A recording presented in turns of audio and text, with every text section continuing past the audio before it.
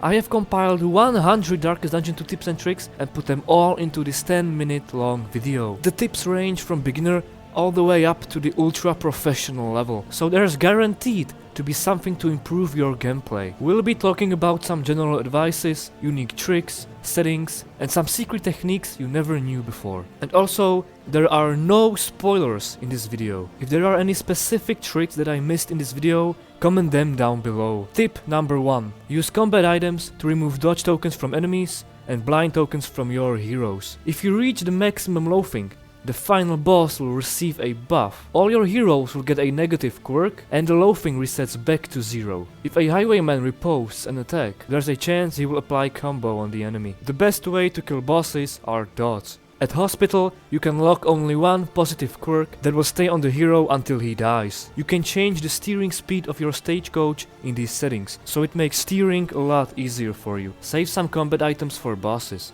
It can make the whole battle a lot easier for you. You can also save some items for the final boss. Keep wheels and shield at maximum. You gain bonuses for doing so. Use combo more often. Combo is very strong with some skills, so use it as much as you can. Avoid road obstacles. You can see them on the map on the left side of your screen. You can change hero positions while driving for better advantage in battles. Your crits have a chance to reduce some stress.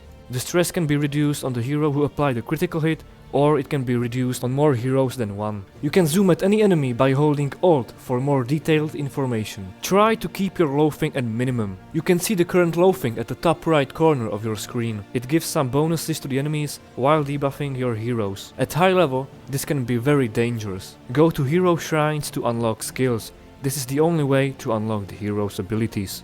If you die at the final boss, you get all the candles of hope you collected. So if you are at the inn before the mountain, you can at least try to defeat the final boss. You get no penalty for doing so, unless you have memories equipped on your heroes. If they die, they will lose them. Complete the hero goals to get more candles. You can view the hero goals at the crossroads where you select the heroes. Or you can view the hero goals at the bottom left corner on your screen. Or press G. Drink some water and stay hydrated. You can only unlock heroes at the Altar of Hope at the start of each expedition. Hold the control key on your keyboard to view the token glossary. You can view all the tokens there. Each upgrade at the Altar of Hope is permanent. You can discard items by holding shift and pressing left click. If you have a leper in your team, try to utilize combo with him. He can be a very powerful hero because on combo his hits never miss. You can hire a secret hero called Bounty Hunter at the inn. He will only appear once per expedition, so you can only use him for one region. If you see him at the inn and you don't want to use him,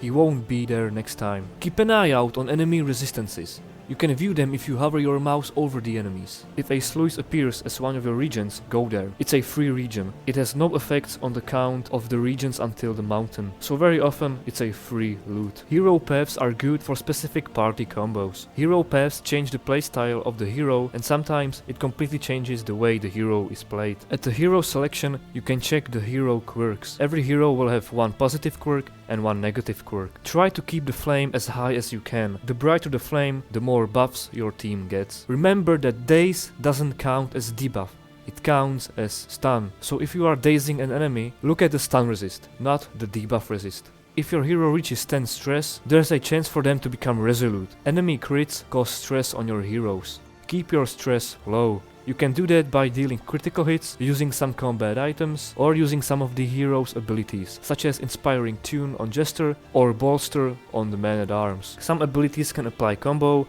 and some upgraded abilities can use the combo. Try to utilize this. If you use the same type of an item, there's a chance for the hero to get a quirk that will prevent you from using the same item over and over again. Before you take the next region, read the description carefully. You can view the description of each location if you mouse over it. Corpses will automatically disappear after 3 rounds. Both positive and negative tokens disappear after 3 rounds. This applies to your heroes and the enemies as well. Remember that there is always a chance for a crit heal. The Plague Doctor's skill, called Indiscriminate Science, when upgraded, is the strongest healing ability in the game. You can find a secret boss at a specific academic study that looks like this. If a hero dies with memories on them, they will lose all the memories. Attacking the same enemy in a row has a chance to increase the relationship of your heroes. Food is very useful. It increases your maximum HP, so use it as often as you can. Each hero has a 0% stress resist by default. You can increase this resist by equipping a trinket or using some hero paths. A critical dot damage lasts for 5 rounds. Some skills can ignore tokens, and on a successful hit, it destroys one of those tokens. Remember that you can stack dots. There's no penalty for doing so. Combat items don't use a turn, so it's a free action.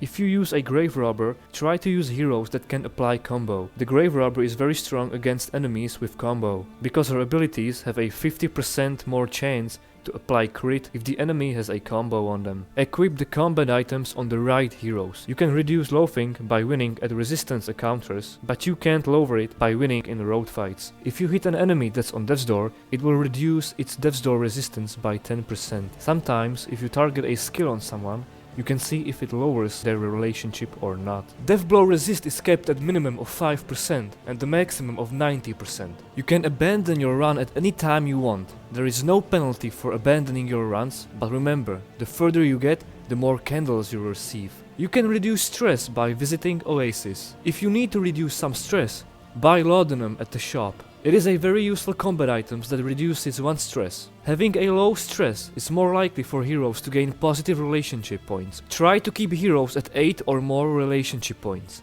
If you have 8 or less, there's a higher chance for them to get negative relationship. You can even get more relationship points by moving your heroes in combat. Combat items that target enemies can remove blind token from the hero using this item. Try to avoid going to death's door. There's only a chance for the hero surviving another hit. It's never guaranteed. Enemies can have a buff that you can see above their HP bars. The further you are in your expedition, this buff appears on more enemies. This buff is different in every act. You can see the buff detail if you zoom at the enemy with the Alt key on your keyboard. You can lock memories which give permanent buffs to your heroes at the Altar of Hope after each successful expedition. You can see the turn order at the top right on your screen. After you win in a battle, heroes are automatically healed to something like 15% HP. Do not let certain enemies die last. They will always do a nasty finishing move, such as the drummer. If you use an in-item, there's a chance that either positive or negative quirk will be added to that hero. Never let the flame expire.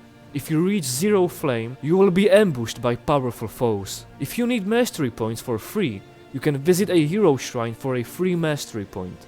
Days plus days equals stun. You can view the hero resistance by zooming at your hero with the Alt key or opening the hero tab by right-clicking on the hero. You can view the flame buffs by hovering your mouse over the torch while you're driving or in combat. You can view the current buffs or debuffs your heroes or enemies have by hovering your mouse over the little symbol next to their HP bars. You can cure negative quirks at a hospital or buy some in-items you unlock later in the game. When a hero is hit on death's door, their death blow resist is reduced by 10%, and this debuff lasts until you reach the next inn. You can hold Alt at the encounters to view detailed info of your actions. Every inn is different and provides different buffs or debuffs. You can view this at the top left corner on your screen. In Sluice, you can find a very rare treasure by winning in battles or from the supply cache. If you have more same enemies in a combat, you can hover over the icons in the turn order to see which one goes first. Heroes heal as you travel. You can split items by holding X by default and dragging with the left mouse button. You can change this in the controls menu. You can press numbers 1 to 7 on your keyboard to use skills or items while in combat. If you find this game too difficult and you cannot get over a specific point, use the Radiant Flame. This flame provides bonuses for your party and grows in power every time you fail. The Radiant Flame found at the starting inn will cost you a small candles penalty at the end of the expedition. If you apply speed on days or days on speed, it will remove those tokens. Each infernal flame provides a different challenge in return for candle scoring bonus at the end of the expedition. Plan your routes ahead so you can calculate how much loathing you'll get,